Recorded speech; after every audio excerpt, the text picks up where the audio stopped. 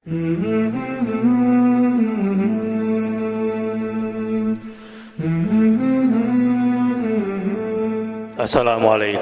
warahmatullahi wabarakatuh. Alhamdulillahil karimir rahman, 'allamal Qur'an, khalaqal insana 'allamahul bayan. Asyhadu an la ilaha illallah wa asyhadu anna Muhammadar Rasulullah. Allahumma salli ala Muhammad wa ala ali Muhammad. Subhanaka la ilma lana illa ma 'allamtana innaka antal alimul hakim. Ya ayyuhalladzina amanu taqullaha haqqa tuqatih wa la tamutunna illa wa antum muslimun. Sidang Jumat rahimakumullah, jangan sampai keluar dari masjid ini ketakwaan kita tidak bertambah, maka gagallah kita menghadiri jamuan Allah di sholat Jumat ini. Dan jangan sampai masih ada di antara kita yang menjalankan takwa itu sambil lalu, sementara untuk keduniaannya sangat profesional, sangat disiplin, tapi untuk ketakwaannya khususnya kepada Allah Azza wa Jalla itu masih sambil lalu. Dan yang paling tragis dalam hidup ini adalah kalau masih dunia yang lebih besar ketimbang akhirat. Disinilah benih-benih keraguan akan adanya hari kebangkitan muncul dalam hidup kemunafikan. Na'udzubillah min dzalik. A'udzu billahi minasyaitonir rajim. Utlu ma uhiya ilaika minal kitab wa aqimis shalah innas salata tanha 'anil fahsya'i wal munkar wa la dzikrullahi akbar wallahu ya'lamu ma tasna'un. Hari ini dalam khutbah ini saya akan membacakan surah Al-Ankabut ayat 45 yang sering didengar tetapi mungkin perlu pendalaman. Di ayat 45 surah Al-Ankabut ini ada 3 ibadah besar untuk orang-orang yang beruntung dalam hidupnya. Bagi orang-orang yang tidak ingin lelah dan tidak ingin dikacaukan oleh kehidupan dunia yang sementara ini, tetapi dia akan menjadi orang kaya yang sesungguhnya ketika ketiga ibadah besar yang disatukan dalam satu ayat ini dikerjakan dengan baik. Yang pertama, utlu ma uhiya ilaika minal kitab. Bacalah Al-Quran setiap hari. Tentu yang dimaksud bukan cuma membaca, namun juga tentu yang dimaksud ini adalah menghafal, mentadabburi, mengimani, dan mengamalkannya. Secara ringkas, saya sering mendoktrin diri saya sendiri. Quran itu setidaknya kita implementasikan dalam 5 metodologi. Pertama, belajar Al-Quran. Yang kedua, mempelajarinya secara mendalam. Yang ketiga, mengamalkannya. Yang keempat, mengamalkannya, kemudian mengambil pelajaran, dan kemudian mengajarkan pada orang lain. Belajar, mempelajari, mengambil pelajaran, mengamalkan, dan mengajarkannya pada orang lain. Ini sekedar metodologi saya saja sebagai pribadi ketika mentadabburi Al-Quran, sehingga mengena terhadap hadis Nabi SAW yang dianjurkan kepada kita semua, khairukum man ta'allamal Qur'ana wa 'allamah. Yang kedua, wa aqimis shalah. Dirikanlah salat. Jadi setelah membaca Alkitab, kemudian salat. Orang yang salatnya tapi tidak baca Quran biasanya kacau salatnya, seperti burung yang mematuk-matuk, dan biasanya tidak punya efek dari salatnya. Dia salat tapi gampang terpengaruh aliran sesat kepada pemikiran-pemikiran sekuler, liberal, kacau balau, karena mindsetnya tidak terbentuk, attitude-nya terlalu galau. Misalnya, banyak scholarship tokoh-tokoh, bahkan mohon maaf yang disebut agamawan, ketika menjelaskan ayat tentang wa ma arsalnaka illa rahmatan lil alamin. Ayat ini sering kepelintir, tauhidnya hilang, akhirnya rahmatan lil kafirin wa musibatan lil muslimin. Ini ayat ini sering terpelintir dan dipelintir oleh mereka yang menyebut dirinya ilmuwan, agamawan atau tokoh. Ketika dasar tauhid tidak menjadi cara pandangnya, ini yang kemudian lebih menguntungkan orang kafir yang kemudian memojokkan orang Islam. Padahal wa ma arsalnaka illa rahmatan lil alamin tegas sekali. Setidaknya dua tekanan penting di sini. Kehadiran Rasulullah SAW ini nomor satu, dengan tauhid yang dibawanya, ini yang disebut dengan rahmat. Islam rahmatan lil alamin itu bukanlah yang berdoa bersama itu rahmatan lil alamin. Ini sudah kacau tauhidnya. Islam rahmatan lil alamin itu bukanlah yang sholatnya kadang sholat kadang enggak, tapi ikut jagain gereja. Ini bukan yang rahmatan lil alamin. Bukan. Jadi yang ingin saya tekankan di ayat ini makanya adalah bahwa utlu ma uhiya ilaika minal kitab. Baca dulu Alkitab dengan baik sebagai manual life, sebagai panduan hidup, baru wa aqimis shalah, dirikanlah salat. Salat yang didahului dengan tilawah Al-Quran baru mencapai fungsi salat itu sendiri. Innas salata tanha anil fahsya wal munkar. Sesungguhnya salat itu mencegah dari perbuatan al-fahsya. Ma huwa al-fahsya? Kullu ma ista'zama wa istauhash wa istafhash min al-ma'siyah ma tashtahiha al-anfus. Jadi yang disebut al-fahsya sebetulnya adalah sesuatu yang diagungkan oleh hawa nafsu kita. Nah, ini bahayanya orang kalau sholatnya tidak mencapai tujuannya, maka dia seringkali mengagung-agungkan hawa nafsunya di dalam sholat. Ya, namanya orang di dunia, apa sih yang dia cari? Tahta, harta, dan wanita misalnya. Saya banyak dapat kasus, khususnya dalam persoalan rumah tangga. Suami-suami yang lebih mengikuti hawa nafsunya atas nama karirnya, kemudian tidak bertanggung jawab kepada istrinya. Karenanya tingkat perceraian yang tinggi di masyarakat Islam Indonesia saat ini, penyebabnya bukanlah talak, bukan, tapi khulu. Di atas 50% penyebab perceraian itu, bahkan ada yang 70% di beberapa kota, penyebab perceraian itu bukan karena suami yang mentalak, tetapi istri yang minta dilepas dari suaminya. Terlepas ada pengaruh dari undang-undang soal KDRT yang menyebabkan meledaknya tingkat perceraian. Karena undang-undang KDRT ini ditetapkan tanpa edukasi, tanpa sosialisasi yang baik, sehingga atas nama kekerasan verbal, kekerasan mental, banyak perempuan kemudian kacau. Ini penyebabnya karena suaminya juga yang tidak mendidik istrinya dengan baik. Bahkan ada suami yang pengecut, tidak menceraikan istrinya, tapi juga tidak menggauli istrinya. Na'udzubillah min dzalik. Ini laki-laki pengecut. Belum lagi fenomena ayah gagal. Banyak ayah yang tidak perhatian pada anak-anaknya karena mengikuti hawa nafsunya. Mohon maaf, alhaakumut takatsur. Kerja pergi pagi, pulang sore, bisnis, meeting sampai malam. Alhaakumut takatsur. Yang namanya kalian lalai karena memperbanyak sesuatu yang bukan karena Allah, itu masuk dalam wilayah alhaakumut takatsur.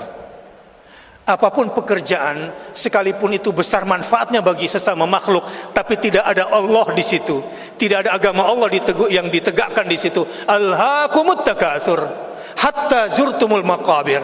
Karena nanti perhitungannya bukan perhitungan di muka bumi. Amal kamu yang kamu banyak manfaatnya itu berlaku nggak di dalam kubur? Laku nggak amal kamu nanti di akhirat itu? Jadi para ayah, jangan sampai fungsinya di depan anak sebagai ATM.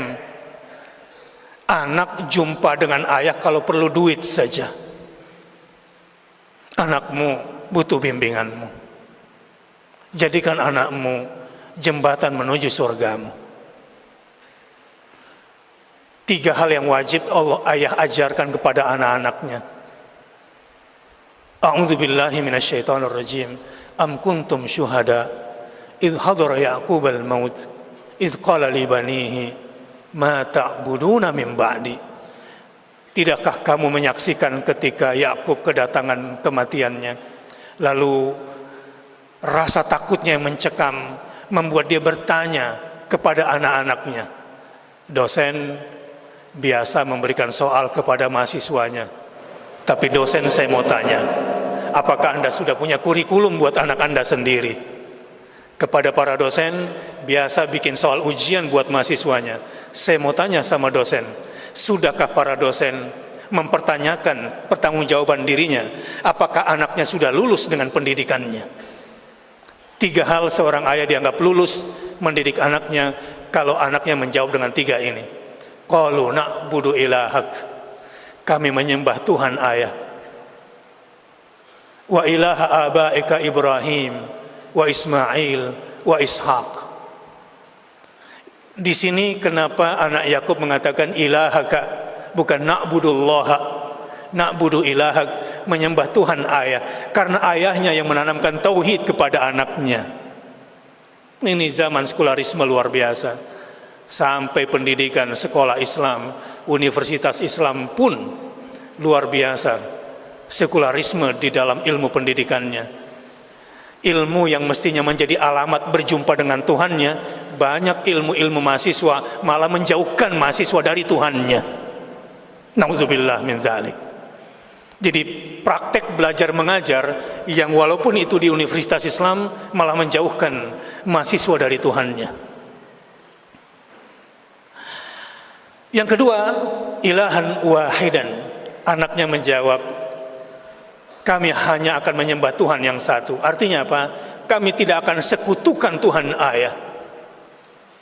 Yang ketiga, seorang ayah lulus menjadi ayah kalau 1 sudah mengajarkan tauhid, 2 melindungi anak dari syirik, dan yang ketiga, wa nahnu lahu muslimun. Ayah, kami akan tunduk patuh kepada syariat Tuhan ayah, syariat kakek Ibrahim, syariat kakek Ismail, dan syariat kakek Ishak, dan syariat ayah. Tugas berat seorang ayah sebetulnya adalah bagaimana agar anak-anak kita mengikatkan diri pada aturan Allah, pada aturan agamanya, bukan mengikatkan diri pada aturan-aturan peer group lingkungan mereka. Sidang Jumat rahimakumullah. Karenanya hendaknya nilai sholat kita mencegah kita dari perbuatan keji dan mungkar. Apa itu al-munkar? Al-munkar adalah kullu maksiatin, setiap maksiat, tungkiruhu al-aql wal fitrah. Perbuatan mungkar itu adalah perbuatan maksiat yang tidak bisa diterima oleh akal dan fitrah manusia. Misalnya sekarang ini Pancasila sedang didistorsi.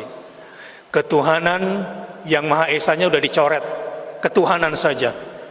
Mau agamanya Bahai, mau agamanya Syiah, mau Tuhannya kodok, mau Tuhannya berapa, pokoknya ketuhanan.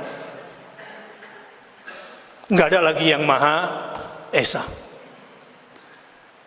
Kemanusiaan yang adil dan beradab, ini sudah tunduk kemanusiaan saja, titik. Nggak perlu lagi yang adil dan beradab.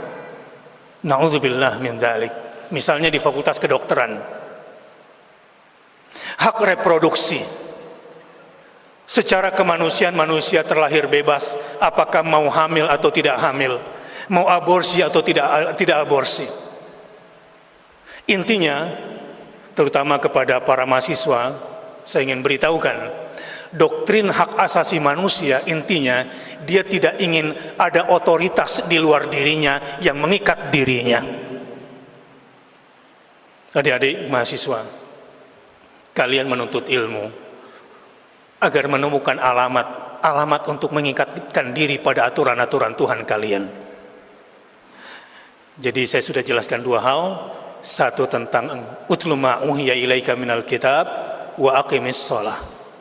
Inna sholata tanha 'anil fahsya'i wal munkar wa la dzikrullahi akbar. Ini yang ketiga.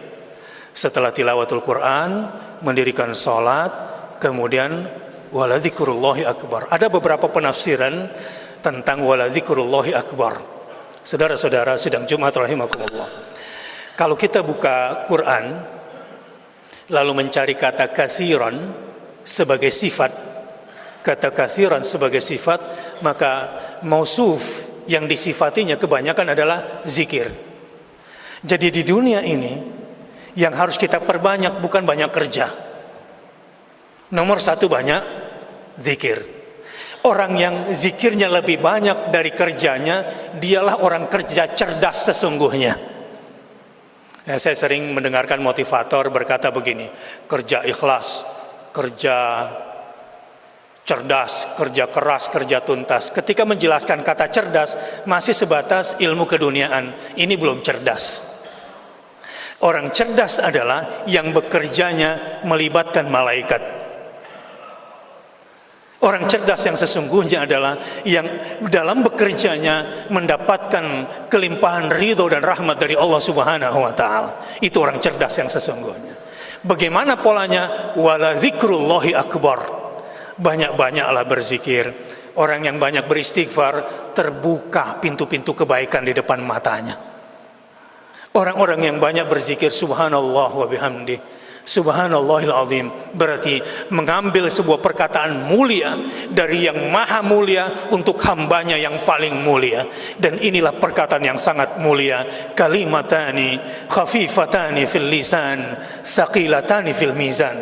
Orang-orang yang banyak bertasbih adalah orang-orang yang telah melakukan sebuah pekerjaan yang sangat cerdas. Sebaiknya tipe-tipe keledai hanya mengandalkan rasionya, mengandalkan fisiknya saja. Tapi ada yang lebih hebat lagi. Zikir memang hebat sekali, tapi sehebat-hebat zikir adalah salat. Dan ada yang menafsirkan sehebat-hebat mengingat Allah adalah di dalam salat. Dan ada lagi yang lebih tinggi lagi, sehebat-hebat salat dan mengingat Allah di dalam salat adalah kalau Allah yang sudah mengingat kita. Sehebat-hebat ibadah adalah salat. Karenanya selain salat 5 waktu, minimal 10 rakaat qabliyah dan ba'diyah seperti yang diriwayatkan oleh Ibnu Mas'ud, laksanakan itu. Rasulullah SAW selalu mengajarkan kita untuk salat duha 4 rakaat. Rezeki gampang diperoleh. Yang namanya tidur malam maksimal setengah malam saja. Kalau perlu kurangi sedikit menjadi 1/3 tidak apa-apa. Tapi kalau kebanyakan tidur di malam hari, tipe keledai bekerjanya, itu bukan bekerja keras. Kerja sampai jam 12, sampai jam 1, subuh kesiangan, itu tipe keledai. Bukan orang cerdas yang bekerjanya seperti itu. Qumil laila illa qalilan nisfahu. Ukuran sedikit bangun malam mulai dari pertengahan malam. Sehebat-hebat ibadah adalah salat, sehebat-hebat zikir adalah di dalam salat, dan sehebat-hebat zikir adalah kalau Allah yang sudah mengikat kita, yang mengingat kita. Wallahu a'lam bishawab. Kesimpulannya ada 3 ibadah besar keluar dari salat ini, mudah-mudahan kita laksanakan dengan baik. Yang pertama tilawatul Quran, yang kedua dirikan salat, dan yang ketiga wala dzikrullahi akbar. Barakallahu li wa lakum fil Qur'anil Karim wa nafa'ani wa iyyakum bima fihi minal ayat wa dzikril hakim wa taqabbala minni wa minkum tilawatahu innahu huwal ghafurur rahim. Alhamdulillahi wa kafa, wassalatu wassalamu ala nabihil mustafa wa ala alihi wa sahbihi wa man tabi'ahu ila yaumil wafa. Asyhadu an la ilaha illallah wa asyhadu anna Muhammadar Rasulullah. Allahumma salli ala Muhammad wa ala ali Muhammad. Ittaqullaha haqqa tuqatih wa la tamutunna illa wa antum muslimun. Jangan mengaku umat Muhammad sallallahu alaihi wasallam kalau kode etik membaca salawat 10 kali di awal pagi tidak dikerjakan. Bohong mengaku umat Muhammad kalau kode etik sebagai umat Muhammad minimal 10 kali bersalawat menjelang malam tidak dibaca. Berarti tidak punya komitmen, kesetiaan kepada Muhammad sallallahu alaihi wasallam. Allahumma salli ala Muhammad wa ala ali Muhammad wa ala sahabati ajma'in Abi Bakrin wa Umar wa Uthman wa Ali. Ada gerakan yang mulai menistakan para sahabat Nabi dan menistakan keluarga Nabi yang hendak menghancurkan Islam, maka waspadailah. Wa ala tabi'in wa tabi'it tabi'in lahum bi ihsanin ila yaumiddin warhamna ma'ahum bi rahmatika ya arhamar rahimin. Allahumma ighfir lil muslimina wal muslimat wal mu'minina wal mu'minat al ahya'i minhum wal amwat innaka sami'un qaribun mujibud da'wat ya qadhiyal hajat.